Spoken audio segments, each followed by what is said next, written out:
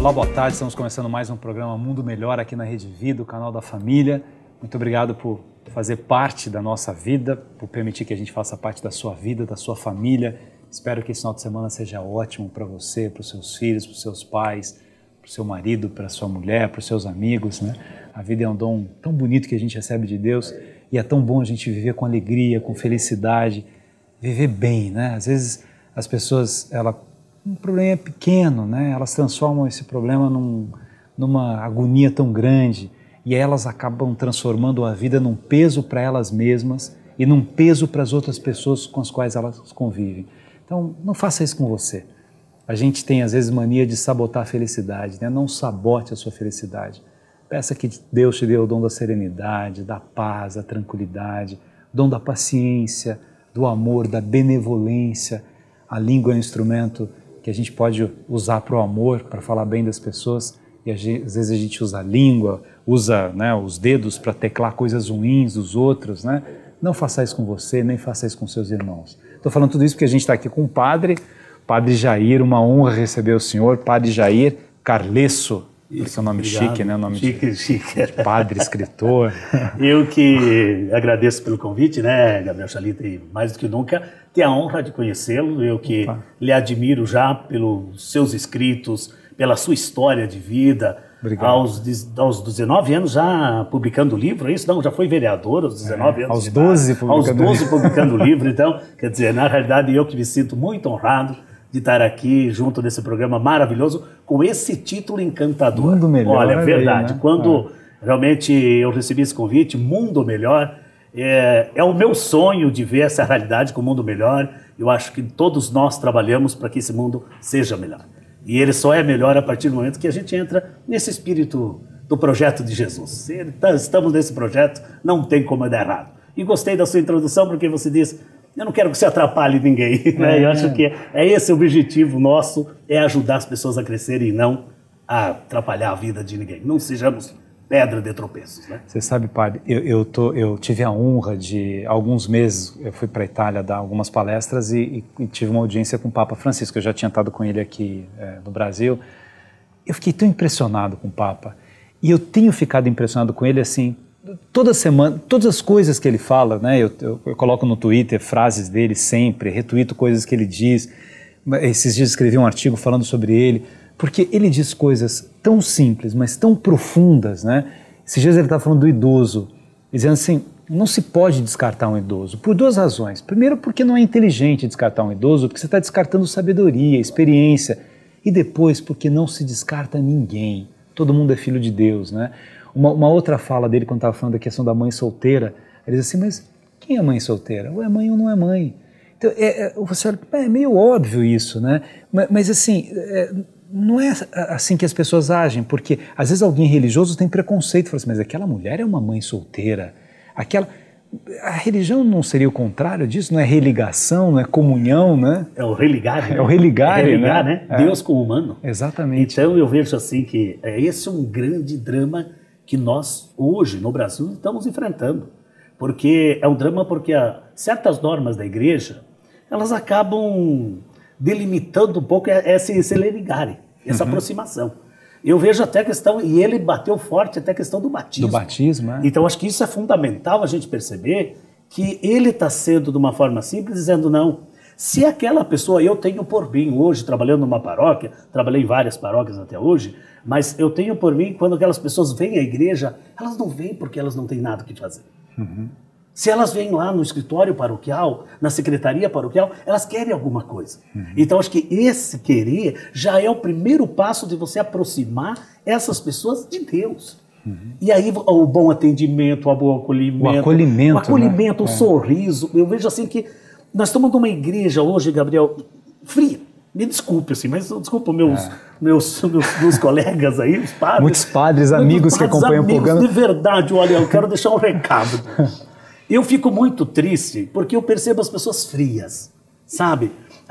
Não tem tempo para confissão, não tem tempo para isso, faz uma missa matada, atende mal as pessoas. Vem aquelas senhoras que só querem um abraço, só querem te cumprimentar. Eu vejo hoje aqui, trabalhando na paróquia Nossa Senhora Aparecida, aqui em Moema, A necessidade... Paróquia que faz 80 anos, né, padre? Já fez 80 anos, a gente vai falar sobre isso.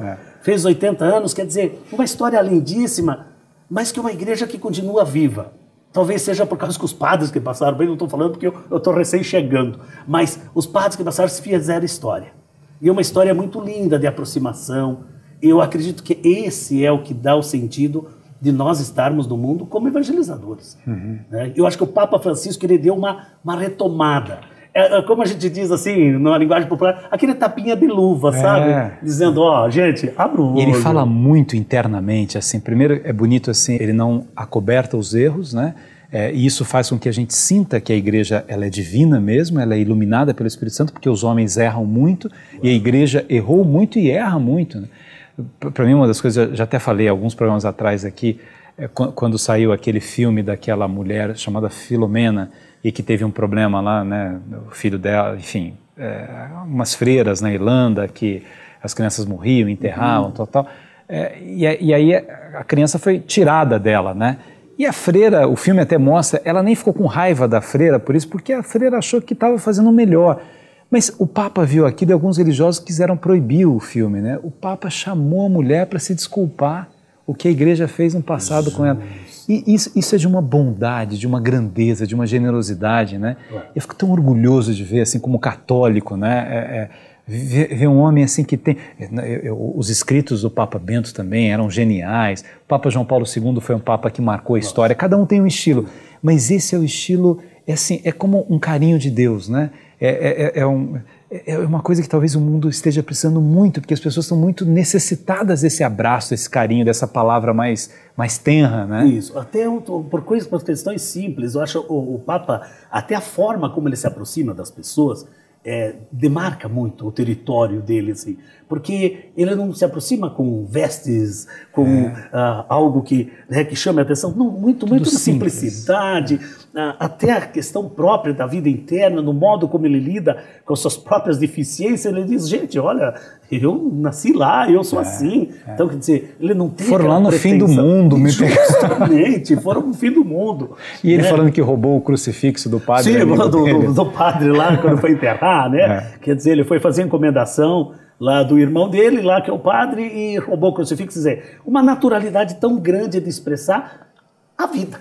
A vida. Como a vida é. E eu sinto assim que essa expressão dele, da proximidade, eu vejo que quando eu tiro, por exemplo, uns 20 minutos, 15 minutos antes de começar uma celebração, uma missa, eu fico na porta da igreja. Recebendo as pessoas. Gente, como isso muda. Como muda a celebração, como muda o semblante das pessoas. E eu tenho uma didática assim, que eu uso na missa, né? Antes do abraço da paz, eu peço para as pessoas se olharem. Porque muitas vezes dão a mão, o abraço da paz, eles não se olham, nem sabem quem está ao lado. Nós vivemos num mundo tão fechado. Que pega com a mão mole. Isso. Eu tenho um bode com gente que pega com a mão mole, assim, parece que você vai... Não. Então nós estamos no mesmo pensamento. Um dia, vou te convidar agora para você participar de uma celebração com a gente. Uma honra. Né, aqui na Paróquia Nossa Aparecida. Eu quero te convidar porque é o seguinte, todas as missas eu falo da dita mão mole. Da questão do olhar no olho e da mão mole. Eu disse, pelo amor de Deus, e que eu dar com as pontinhas dos dedos, aquela coisa assim, né? Aí eu disse, não, pelo amor... Gente, é um abraço. Paz, né? É paz. Você se reencontrou, você está levando para casa algo diferente. Ali que você se encontra, você já se encontrou com Deus. Porque você ouviu a palavra, você pediu perdão, você já refletiu, você agora vai... Olha, eu vou desejar essa paz porque eu quero comungar, eu quero estar bem. Com Deus, mas com as pessoas. E começa dentro do templo. Exatamente. Eu acho que aí começa um mundo melhor. E a pessoa vai voltando para a igreja porque ela gostou da missa, ela gostou do jeito que alguém atendeu na porta, ela gostou do jeito que alguém a conduziu, que falou. São pequenos gestos, né? Porque, na verdade, padre, o que o ser humano quer em qualquer lugar é se sentir respeitado. É tão legal quando alguém te trata bem, você chega num lugar, a pessoa te recebe bem, te acolhe bem, ainda mais na igreja, quer dizer, é ali aquele espaço em que você vai, como o senhor disse, porque ninguém vai falar com o padre à toa, ele está com... Eu acho que o padre convive com os calvários cotidianos, né? Com a certeza. Pessoa está ali com aquele problema e vai, e o padre está ali para ouvir, né? Para aconselhar, para abençoar, para perdoar dos pecados, né? Até vindo agora para o seu programa aqui, eu estava vindo e assim que eu estava passando pela igreja, uma senhora me parou. Ela disse, padre, o senhor pode benzer uma água? Disse, não, sem problema nenhum, eu benzi a água. Aí ela disse, mas eu gostaria de me confessar. Eu disse, não, mas eu estou atrasado para o programa. Ela disse, padre, 2 minutos, sem problema nenhum. Eu disse, vou te escutar. Eu disse, pode descer aqui dentro da igreja? Ela disse, pode. E nós sentamos ali na igreja mesmo. E ela falava alto, isso que eu ouvi. Vão ouvir seus pecados. Isso, assim. E ela confessou aquilo com lágrimas. Daí, depois que ela contou, eu dei a absolvição, dei a penitência para ela, eu sequei as lágrimas dela, assim, eu disse, olha, eu só quero que você volte a sorrir, porque Deus não te fez para você ficar chorando. Eu disse, supere tudo isso, vai para frente, levante a cabeça, volta para casa, seja feliz, mulher, seja feliz, sabe? Pode ter certeza que alguém vai estar na tua frente, abrindo esse caminho. Então, ela me deu um abraço tão gostoso que eu disse, ganhei o dia, sabe? Porque você vê, pouco tempo, mas com o retorno de uma pessoa que vai levar para o resto da vida um acolhimento. E isso alimenta a sua alma de padre também, com né? certeza. Eu sempre falo, eu nunca rezei missa sozinho, tá, Charlita? Eu desculpe meus padres aí, mas eu não consigo, assim, até hoje eu não tive essa necessidade. Mas deve ser uma coisa muito triste, porque você rezar uma missa só. Eu acho que missa é celebração, e celebração é vida. E vida tem que ser celebrada com alguém. Eu acho que essa celebração ela só tem um sentido se eu tenho alguém. É que nem um aniversário, né? Eu não posso celebrar meu aniversário sozinho. Eu tenho que compartilhar. E esse partilha, ela faz a diferença também na igreja. Essa comunhão. Nossa, excelente. Eu falo muito isso até em palestras para educadores, para pais, né? Faz muita diferença pai e mãe que frequentam a igreja, que levam os filhos desde pequeno. Eu me lembro a importância que foi na minha vida, meu pai ir para a igreja, minha mãe ir para a igreja, eu ver o meu pai rezar. Meu pai sentava numa cadeira de balanço, né, que tinha em casa, e eu via ele assim, numa posição que depois a minha avó, mãe dele, eu não conheci, mas no túmulo dela, ela tem um Cristo sentado numa posição que meu pai dizia que ela rezava o terço assim, né? Mas assim, eu vejo a minha mãe rezando, minha mãe reza, acompanha pela Rede Vida 5 missas por dia. ambas. Esses dias, eu tenho muitos amigos padres, estava um padre em casa e minha mãe com água benta em frente à televisão, né? Porque havia um padre que estava fazendo, padre Robson estava fazendo a celebração e estava benzendo a água. Aí o padre falou assim para Dona Anice, eu estou aqui, eu posso benzer a água, a senhora vai pegar a água da televisão e tal. Mas deixa ele benzer, o senhor benze em cima da minha... Mas é tão bonito, quando o filho vê a fé do pai, a fé da mãe, né? Às vezes os pais, eles querem que o filho vá para a catequese, porque tem que fazer primeiro comunhão, mas eles não frequentam. O fato deles irem muda tudo na vida familiar, né? Com certeza. Eu acho que essa base familiar eu também tive. E eu que vim do interior de uma cidade de Tangará, lá em Santa Catarina, e os meus pais moram até hoje no interior de uma cidade de 12 mil habitantes, cidade pequena, mas com cultivo religioso. Eu nasci na porta da igreja, bem dizer, meus pais moravam lá na época bem na porta, hoje moro próximos também, minha mãe muito ligada à igreja, e isso foi um elo de ligação, porque os meus pais iam, porque a minha mãe estava envolvida com a igreja. A minha mãe arrumava a igreja, minha mãe é que lavava a igreja, ela que enfeitava a igreja para casamento, para tudo. A minha mãe era o factotum da igreja, né? A que fazia tudo lá dentro. Quer dizer, até hoje tem essa ligação. Eu vejo os meus irmãos são de igreja, a minha família continua. Eu tenho um irmão que mora lá, que é de igreja, minha cunhada de igreja, quer dizer, e a minha sobrinha que está lá, os meus sobrinhos estão lá, vão ser de igreja também. Porque vê o exemplo. Então o exemplo traz, né? E você falando nesse sentido da água, é impressionante como isso pega. Eu trabalho com 4 emissoras de rádio em Santa Catarina. Eu vim para cá, mas continuo fazendo os programas lá também. E nas quartas-feiras eu faço a bênção da água e da saúde. Você vê a repercussão que isso tem na vida das pessoas. Porque na verdade, eu não faço só a bênção da água. Eu conto uma história, e geralmente o meu programa ele tem por detrás uma motivação. Assim, uma história de motivação.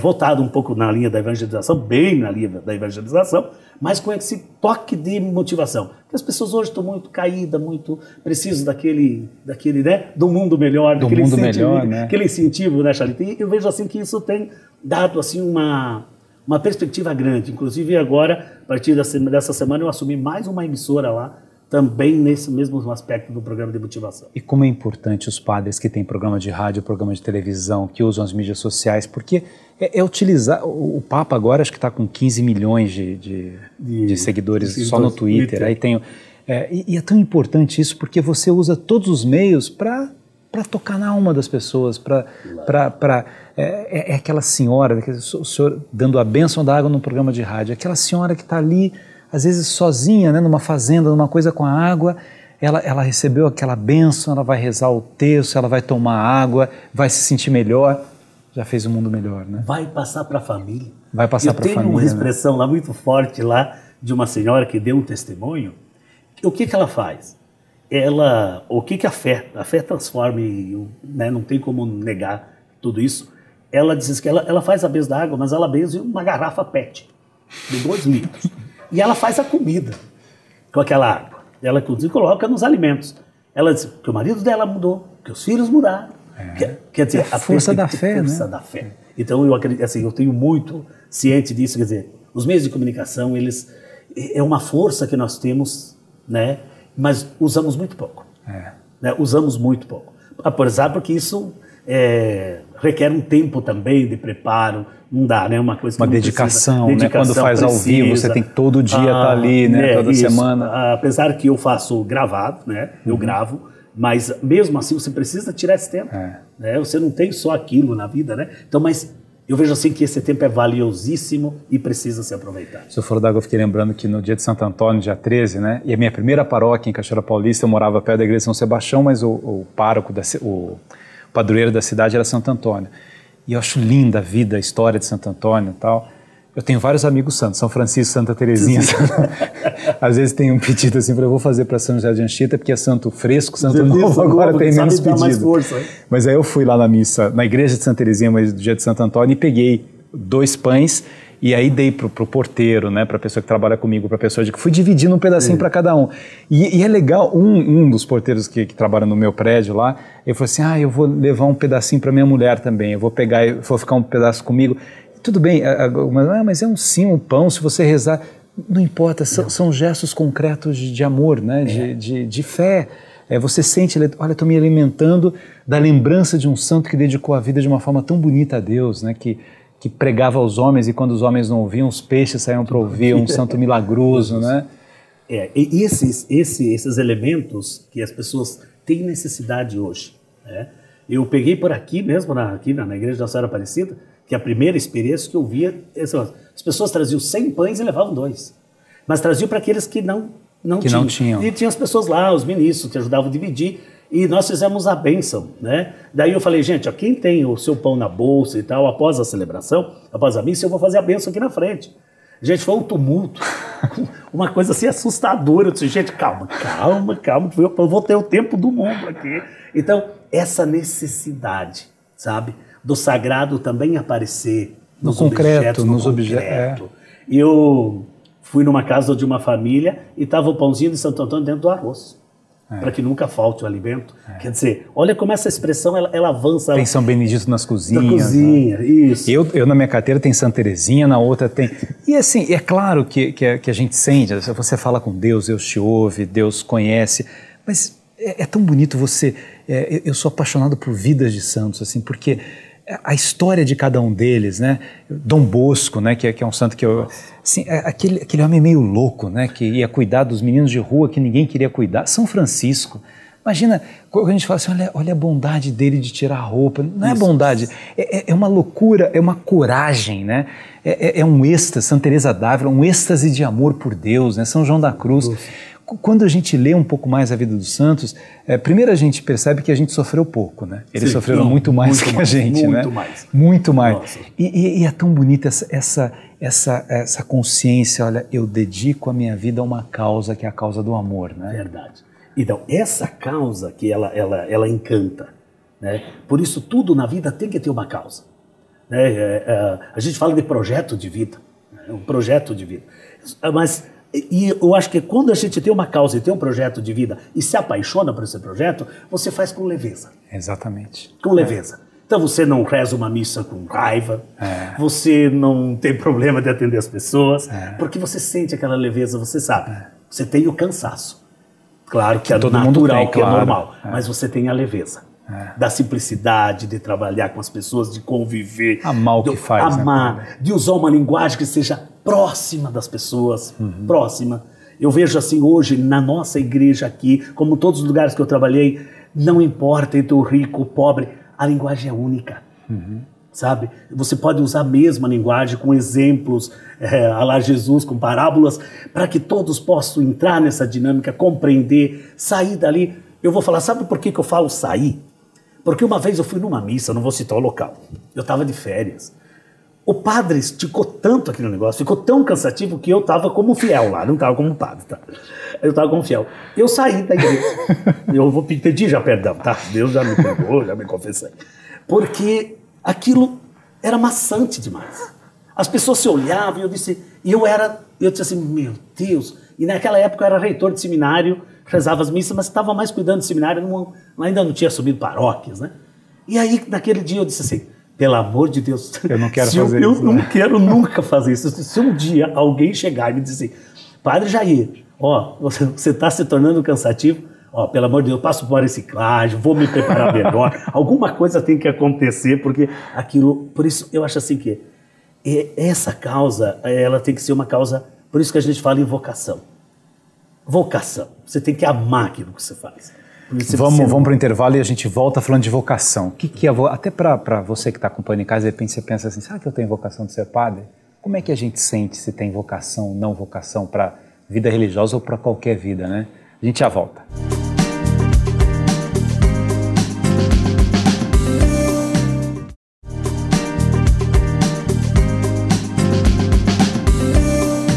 Estamos de volta aqui no programa Mundo Melhor, conversando com o padre Jair Carlesso, que é pároco da paróquia Nossa Senhora Aparecida, em Moema, em São Paulo. Obrigado, padre, mais uma vez. Obrigado, a gente terminou outro bloco falando de vocação. Como é que uma pessoa... Meu amigo está lá em casa, junto com a mãe do lado, e fala assim, será que eu tenho vocação de ser padre? Como é que uma pessoa sente que ela tem vocação para ser padre, para ser freira?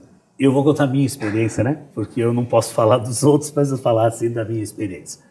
Eu sempre, por ter convivido já, recuperando um pouco a história, né? Convivido com uma família bem religiosa, mas uma família muito aberta, uma família muito, assim, de comunicadores que se comunicam, que falam bastante italiano, né? Italiano. Mais com as mãos do que com a boca. Né? Tô vendo o senhor problema, aqui.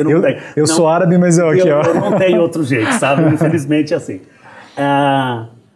Eu com 12 anos, 11 para 12 anos, o padre, naquela época eu estava com 2 irmãos meus no seminário. E os dois já mais ou menos no ensino médio, por aí, já estavam concluindo, e eu em casa. E um padre veio lá e conhecia bem minha família, já tinha essa relação, ele disse, você não pode me acompanhar que eu quero visitar alguns vocacionados? Eu vou. Uma Kombi amarela, né, que é aquela Kombi, os padres só usavam Kombi, né? E eu peguei e fui junto com o padre. E nesse dia o padre disse, sim, você está vindo com os teus amigos, você está vindo visitar, e por que você não vai para o seminário? Você tinha quantos anos? 11 para 12. E eu olhei bem para o padre assim, disse, não, mas já tenho meus 2 irmãos lá, né? Acho que não levo jeito para coisa. Muito padre na família. Não levo jeito para coisa. Aí, interessante porque ele disse, e aquilo? O convite. Vocação vem de um convite. Uhum. E aí eu comecei a brigar com a minha mãe, que eu era o braço direito da minha mãe, é eu que ajudava a tirar leite, eu que ajudava do interior ali, as coisas. Eu tinha um irmão mais velho também em casa, mas eu que ficava mais da parte de casa, estudava, era ainda, né, adolescente, né, começando a adolescência. E fui insistir, e a minha mãe disse, não, você vai para o seminário, vai fazer feio para a família, eles vão te mandar embora. Eles vão te mandar embora, porque você não leva jeito nenhum, teus irmãos sim. Porque os meus irmãos são mais calados, são mais retraídos, assim, né, mais reflexivos. E eu, muito espontâneo, eu disse, mãe, não, mas eu quero ir, fui lá. Aí teve um encontro vocacional e eu fui lá conhecer. Quando eu conheci, campo de futebol, mesa de sinuca, tinha todo aquele assunto, sei que eu vou pra lá, né? E fui e continuei. E seus irmãos continuaram o seminário? Os meus irmãos saíram os 2. E eu continuei. Daí teve um período que o irmão meu veio a falecer. E nesse período eu já ia entrar para o primeiro ano de filosofia. E eu voltei, interessante, porque quando eu voltei para casa, eu arrumei uma namorada. E eu já tinha 19 para 20 anos, e comecei a arrumar uma namorada, mas nunca larguei da igreja. Isso me chamava muita atenção, Porque eu estava montando um grupo de jovens na paróquia, na comunidade, estava sempre ligado, trabalhando normal, vida normal, namorando, mas sempre ali com aquela coisa de igreja. Até que eu e os padres continuamente lá em casa, conversando comigo.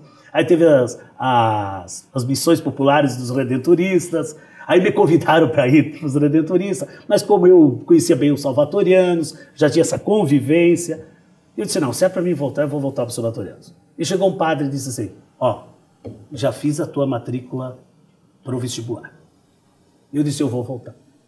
Larguei tudo e voltei, e estou até hoje, continuo. E os meus irmãos estão casados, bem casados. Tal. E aí, na véspera da sua ordenação, o bispo foi na sua casa? Já ali tem um negócio complicado. Minha mãe vai assistir lá, ela vai dizer assim, olha, não é meu pai, né? Na véspera da minha ordenação, eu estava ali com... fui apresentar o bispo, né? O Dom Walter Carijo, que é bispo emérito hoje, e do Brejo, lá do Maranhão, uma região pobre, nós temos missões lá também, né? São 3 paróquias com missões. E aí eu fui apresentar o bispo lá em casa, né? Almoçar junto, na sexta-feira, eu me ordenava no sábado à noite.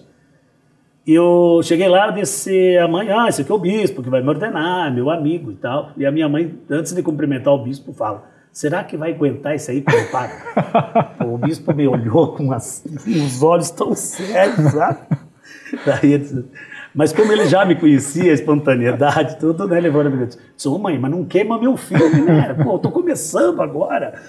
Então foi muito assim, a minha família e a vocação, elas aconteceram de uma coisa muito natural, né? Muito natural. E muito alegre, né? Até o jeito da sua mãe brincar, de falar, espontâneo. Tudo. Então isso tem ajudado. Então eles nunca disseram assim, vai ser padre, não vai ser padre, vai ser o religioso, não vai ser religioso. Nunca. Você está gostando? Você está bem onde você está? Sempre foi essa relação.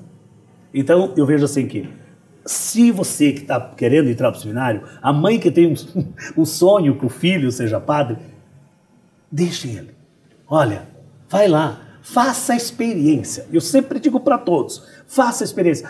Mas eu fiquei em dúvida. Não fique em dúvida. Faça a experiência. Escolha uma congregação, escolha uma diocese, vai lá no seminário, faça a experiência. Fica 1 mês, fica 2 meses, fica 1 ano. Aí você vai ver, opa, isso aqui é para mim.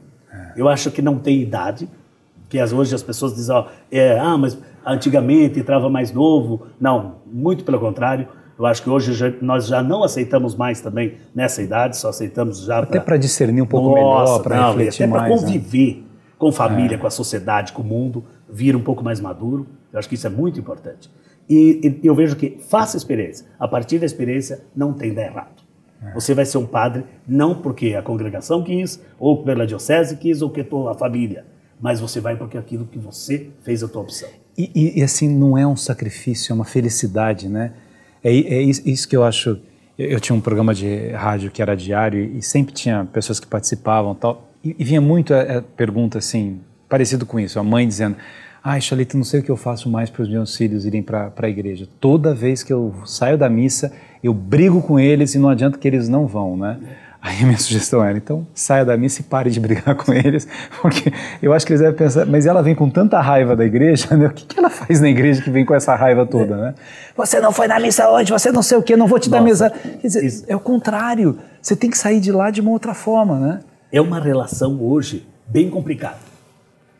Eu, pelo menos, modo como eu trato com as mães que vêm com esse problema e vêm na missa, né? Ela vem na missa, padre, porque hoje eu briguei com a minha filha, porque é sempre ir pra balada, ela vai, sempre não sei pra onde ela vai. Para que ela não vem? Isso, é aqui, pra igreja ela não vem. Então, existe essa briga em família constante, né? Eu digo assim, simplesmente vai lá, bata no quarto e diz, eu tô indo pra missa.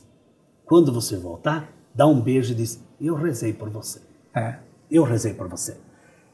Isso, amanhã você vai colher os frutos. Você não brigou, você não forçou, você... Não, você... Claro que de vez em quando tem que dar uma forçadinha, porque senão... Acho que como criança leva. Isso, como criança. Se for indo e levando como criança, mesmo que se afaste um tempo, volta, né? Isso, a experiência é clara dentro da igreja. É clara. Então, hoje eu pego com as lideranças de onde eu trabalhei, uma grande maioria se afastou um grande período. E depois foram constituindo família, foram sentindo a necessidade de voltar, porque tem filhos, a igreja é um elo importante de ligação, né, de Deus, de estrutura. Então as pessoas dizem de fé, não posso deixar de levar o meu filho à igreja. E hoje a experiência que nós estamos fazendo aqui, com os pais vindo com os filhos na celebração, está sendo muito importante aqui na Igreja Nossa Senhora Aparecida. Vamos falar da Igreja Nossa Senhora Aparecida, então. Vamos. 80 anos, depois da Basílica de Aparecida, é a primeira igreja em São Paulo de Nossa Senhora Aparecida. Isso. Então ela foi fundada em 1933. O ano passado completou, então, 80 anos. O ano passado, 80 anos. Uma igreja que tem uma história muito bonita. Porque, na verdade, a Nossa Senhora Aparecida, essa réplica que está hoje na nossa igreja, ela fez parte da Revolução. De 32. De 32. E nessa Revolução de 32, saiu uma das maiores procissões da Praça da Sé, com a imagem de Nossa Senhora, e estava escrito assim na faixa, Nossa Senhora Salve o Brasil, carregada pelo governador e pelo arcebispo na época, que era o Dom Duarte. Dom Duarte, Então foram eles que carregaram até Santa Ifigênia. E da igreja de Santa Ifigênia que veio parar aqui, na igreja de Aparecida aqui em Moema. Então essa imagem, ela tem uma história bonita que ela fez parte, né? E por isso que eu quero te entregar forte de São Paulo, aqui, né? Agora, olha, algo que é importantíssimo que eu quero te entregar, que é Olha que aquilo lindo. que os revolucionistas na época, que estavam aí fazendo essa revolução, eles carregavam um boto com a bandeira de São Paulo, com a imagem de Nossa Senhora.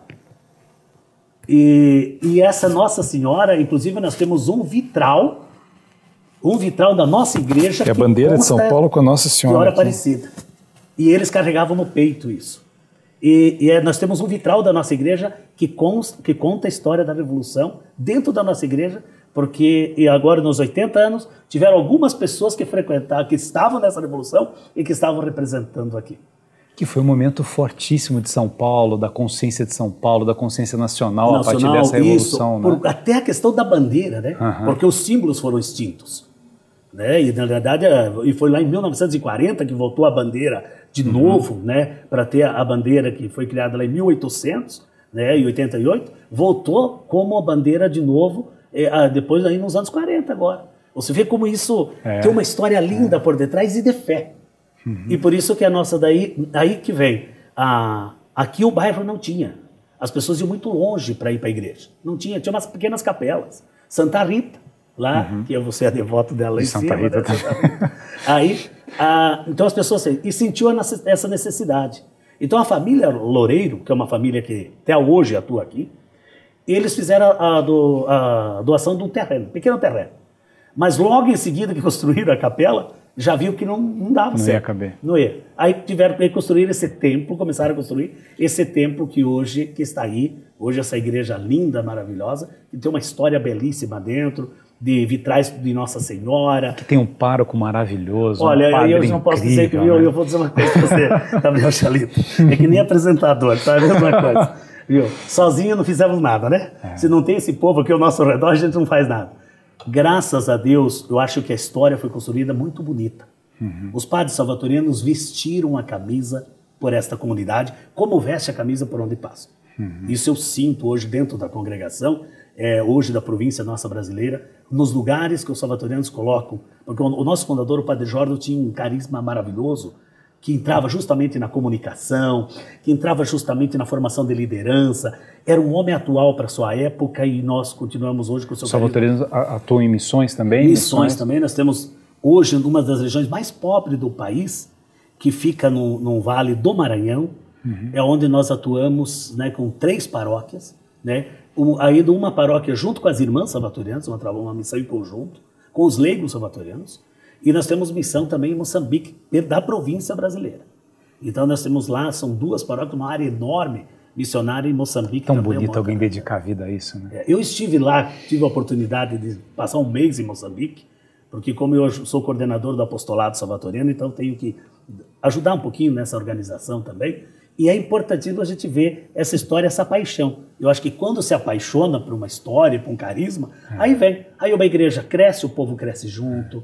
E essa igreja faz o bem para as pessoas. Nossa, faz isso que o senhor fez com essa mulher que estava chorando e que disse para ela, Deus te quer sorrindo, né? Volta para casa, seja feliz, levanta a né? Levanta a cabeça. Sabe, eu acho que o gesto de você secar lágrimas de alguém, eu tenho muito presente porque isso eu vi na minha infância. Isso parece um gesto tão nobre, tão carinhoso, porque você secar lágrimas de alguém é você se compadecer com aquilo que a pessoa sente. É ter compaixão. Compaixão. É sentir a dor do outro. Né? Isso é difícil. Muito bem, Padre Jair Carlesso, esse bate-papo muito gostoso aqui. A gente volta daqui a pouco, continuando essa conversa sobre fé, sobre vocação, sobre Nossa Senhora Aparecida, né? Olha que linda o bota que eu ganhei, bandeira de São Paulo, com essa Mãe de Deus e Nossa nos abençoando aqui. A gente já volta.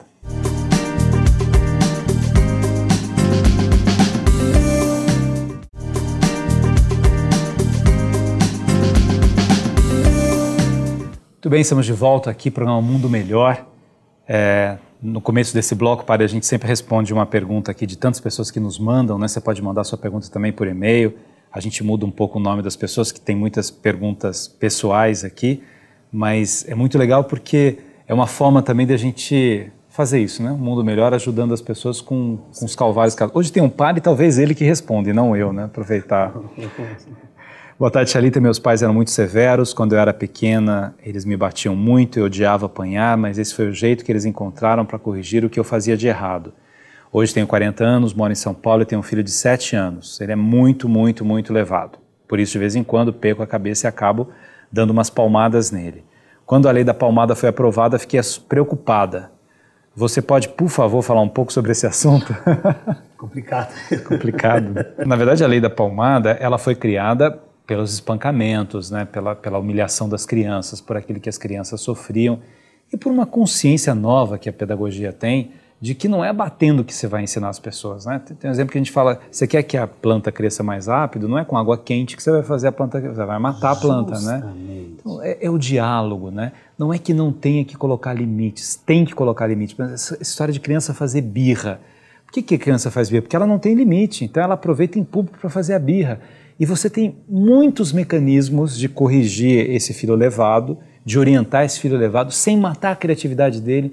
Porque às vezes uma criança que é levada, ela tem tanta energia, ela quer fazer tanta coisa, e não mate isso, porque é a infância, é o jeito de brincar, de fazer, mas não precisa bater. O caminho não é espancar ninguém, não é bater em ninguém e tal, mas é colocar limite. Eu digo muito isso para professor, por exemplo, né? Eu não consigo dar aula com um aluno falando. E não berro com o aluno, não grito com o aluno. Eu digo para a professora assim, olha, se você berrar uma vez, você vai ter que berrar toda vez que você quiser com que eles façam silêncio. O correto é você, professor, olhar para a sala e eles ficarem em silêncio, porque você tem autoridade. Pai e mãe têm que ter essa autoridade. O pai olhou para o filho, sabe que é não. Esse é um caminho construído de autoridade, não é batendo. Então, você apanhou dos seus pais porque era um outro momento, né? As pessoas achavam que educava daquele... Tinha palmatória na escola. Sim. A vida mudou, né? Você educa com amor de uma... Até eu fui... Você apanhava? Apanhei, bastante. Isso não vou negar, Thalita. Não vou negar. Como é que chama sua mãe? Porque a minha mãe, Dona Maria, e meu pai, o seu Davi. Dona Maria. Olha... Ele mereceu apanhar isso. Hoje não pode falar mais isso, mas antigamente... Não. Assim, mas eu vou até entrando no mérito da colocação, mas teve uma coisa que meus pais me educaram, claro que assim, nunca espancaram, muito pelo contrário, umas palmadas, um puxão de orelha, coisinhas assim, tão naturais para uma questão de educação e saber se comportar, né? Para uma família de 6 filhos, teria que ter um certo limite ali também, né? E é o limite... E você era o mais levado deles, né? Não acredito que não, mas leva uma característica muito forte, viu? Mas assim, tinha uma coisa muito importante que meus pais sempre falavam e eles usavam. Antes da minha mãe colocar a mão, puxar uma orelha, dar um tapinha, ela dizia o porquê. E o meu pai também. Porque você não fica com raiva. Você não adquire raiva de alguém que te corrige, na hora sim, né? Na hora você diz, né? Claro, você vai reivindicar o teu valor. Mas naquele momento, tudo bem, mas depois se passava. Você não fica com raiva. Porque a pessoa que fez aquela correção e disse o porquê, mesmo na fala, mesmo no diálogo... É um educar pelo constrangimento, no bom sentido, deixa assim, olha, você ficou constrangido por ter feito aquilo, claro, né? Claro. Para chamar a pessoa à reflexão. Isso. Então... Estou me lembrando agora que minha mãe uma vez avisou a gente que a gente ia apanhar e eu me enchi de roupa dá uma amortecida. Você tá... Aí ela falou assim, não aviso mais. Eu uma vez aprontei uma lá, e que daí como eu estava no interior, e tinha umas câmeras daqueles caminhões, né? Câmera de ar lá para caminhão. Eu fui lá e coloquei na calça tudo e tal, porque eu sabia que eu ia, né? Meu pai só puxou as orelhas, perdi o tempo. Tinha o tempo de borracha e tal, para me proteger. Então, veja assim, a questão do diálogo, ela é fundamental. Só que tem que ser o diálogo constante. E não, assim, hoje existe muito que as pessoas acabam cedendo, né? Como se diz. Quando a criança, porque a criança, ela aprende. Faz birra, você cede. Claro, porque ela vê onde que está a fraqueza. Então, e mais hoje, né? Com todas as informações que temos, fica fácil. Então, ela sabe usar das estratégias. Então, por isso que a mãe, ela tem que saber, até a questão da educação da fé, até de dizer, não, você vai para catequese, sim. Sabe aquela coisa assim, não, peraí, você vai determinar, que diz meu pai usava uma expressão, você só vai mandar no teu coxo quando você for dono dele. Você só vai mandar na tua vida a partir do momento que você for autônomo. E o interessante, Padre, é que a criança, ela precisa de limite. E na verdade, ela pede esse limite. De uma forma, se ela pede aquilo, porque o Porto Seguro está ali. Se você deixa fazer tudo que ela quer, o Porto Seguro passou, né? Claro. Se você, ela faz uma berna, então tá bom. Eu vejo hoje, assim, antigamente a gente ganhava presente no Natal e no aniversário. E você tinha um valor afetivo com aquele presente, porque era significativo. Hoje, a quantidade de presente que os pais dão para os filhos e acham... mas assim, não contam histórias, não estão presentes, né? Então, eles querem compensar a ausência que eles têm de relação de amor com os filhos com presente. Não compensa, não é uma compensação, né? Nesse aspecto eu acabei atendendo esses dias, não faz muitos dias, uma pessoa que ela caiu no mundo das drogas. E acabou, hoje é um viciado, está em processo de recuperação. E por que ele caiu? Interessante você ouvir um jovem, ou por que ele caiu? Ele fazia de tudo para chamar a atenção dos pais, para que os pais dessem uma atenção para ele.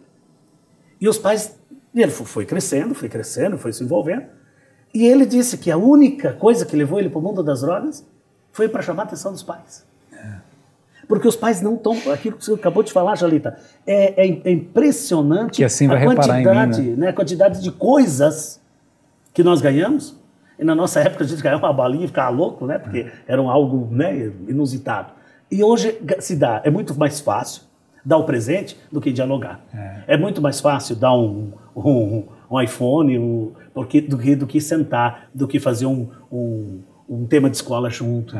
Então, eu acho que contar uma história, ler uma história, né? Contar uma história de família. Quer dizer, o mundo melhor, ele não vem pela tecnologia, ele ajuda. Mas o mundo melhor vem ainda pela base familiar. Sabe, aquele diálogo de família, aquele momento de fé, como você falou, de sentar e rezar, sabe? Eu lembro, né? A gente dormia, eu rezava o terço na casa, moleque. O que acontecia? Levava um puxão de orelha, porque não estava rezando, né? Dormia. Quer dizer... Mas eu aprendi que quando a gente reza o terço e dorme, os anjos continuam pela gente. Então... Assim, mas meu pai não entendia muito essa fórmula aí, sabe? Ele tinha uma outra... Os anjos querem acordado, né? O padre, isso que o senhor falou da droga para chamar a atenção da família, né? Tem casos assim, o filho deixa aquele cabelo enorme, põe piercing no nariz, na língua e tal, e aí o pai vai ficando... Na verdade, também é uma forma de chamar a atenção. Ele quer agredir o pai assim, eu existo, né? Você não está vendo, mas eu estou aqui, eu quero chamar a atenção de alguma maneira. E às vezes o pai e a mãe não têm essa compreensão de que a ausência deles, e não é ausência porque trabalham, porque o filho compreende isso. Se o pai está trabalhando o dia inteiro é uma coisa. Agora, se o pai chega em casa, aí ele liga a televisão, ele vai ver um jogo, ele vai... E ele não convive minimamente com o filho se acha um nada. Claro. Porque os problemas dele são pequenos perto dos problemas do pai. Então é como se ele não existisse. Aí que vem essa necessidade, né, do filho sentir assim, meu pai me enxerga, eu existo, ele me vê, ele se preocupa comigo. Ele diz não porque ele me ama. É por isso que ele não deixa eu voltar mais depois das 11 da noite, por isso que ele não deixa eu ir nessa excursão que ele não sabe para onde vai, com quem vai, porque ele me ama, porque ele cuida de mim. Agora, se ele deixa eu fazer qualquer coisa, no fundo, na mente dele lá, tá essa imagem, né? Bem, para o meu pai tanto faz. Se eu morrer, melhor ainda, porque é um custo a menos que ele vai ter, né? Então, essa relação... Eu tenho uma história que eu conto nos programas de rádio, e contei já várias vezes, a história que o filho chega para o pai e quer atenção. E o pai não dá atenção. E o pai é um cientista. Aí o filho disse, pai, mas o senhor está fazendo o quê? Ele disse, eu estou tentando consertar o mundo. Aí o filho, o pai se enche com o filho, rasga uma folha com o mapa mundi e diz, ajuda o pai a consertar o mundo. E cortou. E montou um quebra-cabeça. E disse, agora você monte. Deu uma fita e mandou ele montar. Você vai sentar aqui e vai montar. Com isso, eu vou estudar, o dia inteiro, vou tirar. 5 minutos, o filho volta com o mapa mundi montado. Pai, consertei o mundo. Mas, meu filho, mas como que você consertou o mundo tão rápido assim? Pai, é que no outro lado da página tinha um homem. E eu consertei o homem primeiro, e depois eu vi que consertando o homem, eu conseguia consertar o mundo. Eu acho que está aí a nossa relação. Nós estamos terceirizando, e eu brinco muito com essa questão de terceirização, né? As pessoas que convivem comigo já sabem, quem trabalhou comigo, eu brinco muito com essa questão de terceirização. Padre, o senhor rezando Deus, se não conseguir terceirizar. Né? Que hoje nós estamos terceirizando tudo, parece, né? Então a terceirização ela é algo assim necessária, claro, dentro do mundo de alguns aspectos, mas não na família, mas não da família. É ali que eu realmente entro com ênfase nas celebrações, dizendo essa parte você não pode terceirizar, essa é tua. Não adianta você colocar o teu filho na melhor escola, sabe? O meu filho estuda na melhor escola, a escola mais cara desse país, não vai adiantar. E se você não tem aquele diálogo, aquele espaço na família, aquele momento de casa, a lição de casa. E essa construção do homem é de cada homem, né? Porque assim, cada gesto de bondade que você faz, ele é significativo. Então às vezes você, poxa, eu não tenho poder para melhorar o Brasil, não tenho poder para melhorar o mundo. Melhora o seu filho, né? Melhora o seu pai, melhora a sua mãe, melhora a pessoa que trabalha na sua casa, cuida de quem, né, trabalha. Tem uma história antiga de um homem que era presidente de um banco e tal, e aí vai um educador conversar com ele, e ele fala, não precisa mudar tanta coisa na cidade, vai falando, por que você não arruma a praça daqui do lado? Já é um caminho para melhorar o mundo, né? Claro. Então, é olhar as pequenas coisas, o que você pode fazer, cada um na sua profissão, o enfermeiro, o médico, o motorista de táxi, o pedreiro, a cozinheira, enfim, quando eu faço com que o meu ofício, ele dignifique alguém, né? Eu estou melhorando o mundo, naquilo que eu faço, né? Pequenas coisas, né? E ao teu redor, não comece a querer criar o mundo de novo, porque já está, tá? São pequenos detalhes, por isso que eu falo, eu sempre brinco, né? Nos ajustes, né? Nos ajustes do dia a dia, até no cumprimentar uma pessoa. Eu, quando cheguei aqui em São Paulo, eu estranhei muito, porque imagina, uma cidade, a última vez que eu trabalhei ali foi uma cidade de 50 mil habitantes, que é Videira, e um pessoal que assiste muito lá, Rede Vida, muito mesmo. O pessoal tem nossa... Beijão para Videira, verdade, então. Verdade, Videira, Tangará, Pinheiro Preto, essa região é maravilhosa, de uma fé encantadora, um povo que tem uma fé belíssima. E eu sempre dizia assim, eu brincava naquela região dizendo, gente, mas que tem que mudar isso, tem que mudar aquilo. Não. Primeiro comece cumprimentando. Se você cumprimentou, a pessoa vai te cumprimentar. E começa assim. Eu cheguei aqui, eu descia no elevador, ninguém me cumprimentava. Mas eu estou perdido nesse São Paulo aqui. O que eu estou fazendo aqui? Né? A primeira coisa que eu me perguntava. Que vira invisível, né, pai? Vira invisível. Vira uma coisa assim assustadora. Hoje já não posso nem tomar um chopinho mais. Hoje mudou. Padre! É verdade. Então ficou algo assim que eu vi assim que não precisa partir dos outros. Tem que partir de cada um, de si. Quando parte de você, as coisas começam a ter um novo sentido. É isso aí. Então, o mundo... Padre, o senhor trouxe esse livro de presente, estamos acabando o programa, eu estou querendo ganhar esses presentes. Eu trouxe aqui essa Bíblia que conta um pouquinho a história, que é uma Bíblia que foi editada, né? Ela foi editada, essa Bíblia, exclusivamente para os 80 anos, né? E que fala dos salvatorianos. Fala dos salvatorianos, da história da igreja mesmo, né? Desde o seu início, né? E ali consta também um pouquinho desse povo que viveu toda essa história. Se hoje nós temos uma igreja aí que é uma representação muito bonita nesse bairro, né? Que estamos brigando pelo título do nome Nossa Senhora Aparecida para o metrô também, né? Que não precisa ser, mas que fique Moema, Nossa Senhora Aparecida. Porque a praça não é Moema, a praça é Nossa Senhora Aparecida, pela prefeitura, é reconhecida. Então, o bairro cresceu por causa da igreja. E aqui, Charito, quero ter o prazer de entregar, esse é o álbum que consta tudo o que existe dentro da nossa igreja. Esse álbum está disponível lá na igreja também. Né? É um álbum que conta a história e toda a parte de arte que a nossa igreja possui. É uma igreja lindíssima, uma igreja muito escolhida para casamento, é uma igreja escolhida para muitas celebrações, bodas, porque é uma igreja realmente... Acho que os pioneiros, os primeiros padres, primeiros párocos, os primeiros padres que tiveram. E é uma igreja linda mesmo. Linda. Então fica aí o convite, você que é de São Paulo, para ir na igreja Nossa Senhora Aparecida. Você vem casar só, viu? Venha rezar também. Venha rezar também, entra na igreja no momento, vá a uma missa, né? No site deve ter todo o horário das missas, né? Nós temos o site, nós temos as nossas missas, são transmitidas através da internet, todas as missas, né? Na parte ao meio-dia e também às 18h30 durante a semana. E nos finais de semana nós temos uma missa às 2h30 da tarde no sábado, às 14h30, e temos 6 missas no domingo. 6 missas. 6 missas. O senhor celebra 6? Não, tem padre que ajuda não. Tem os padres que me ajudam, tem o padre Ivanço, o padre Ederaldo, outros padres que me auxiliam, aí o padre Itamar, né? Tem uns padres que me auxiliam também. Eu vou lá, eu vou à missa, vou almoçar. Olha, é o meu convidado especial, Chalita, né? Com o maior carinho, né? De nós fazermos aí esse contato também. Pode aí, eu deixo o meu contato contigo.